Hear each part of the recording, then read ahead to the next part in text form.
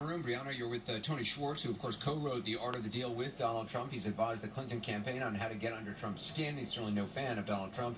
Briana? That's right, Anderson. Tony Schwartz is certainly no fan of Donald Trump, and you are advising really Hillary Clinton's advisors in this debate prep, right? I have been doing that, yes. And you're not paid. You told me that you feel like this is your penance. This is my penance for having created what a man has become a monster, and I've spent 30 years feeling bad about it, and now I feel like I've got to show that there's nobody behind the curtain. He's the wizard who isn't a wizard.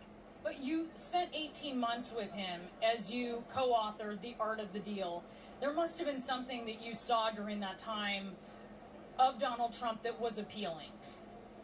Honest to God, and I kept a journal during that period, there was nothing I found appealing. Now, I know that sounds extreme and crazy, but this is a man who I really believe lacks a conscience at the deepest level. So there wasn't anything. He was effective in certain ways. He's a dominant, aggressive personality, and he pushes and he pushes and he pushes, and he gets a lot of what he wants. Did you ever see a situation that is, I mean, obviously not as high stakes as this, but I'm sure that there were moments over the course of that year and a half that you saw a high stakes moment?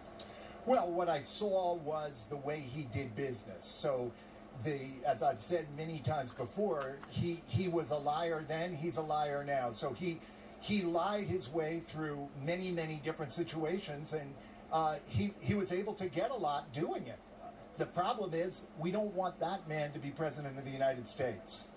All right, Anderson, back to you. Obviously, some very strong opinions from Tony Schwartz, who's been spending a considerable amount of time advising Hillary Clinton's advisors ahead of this debate.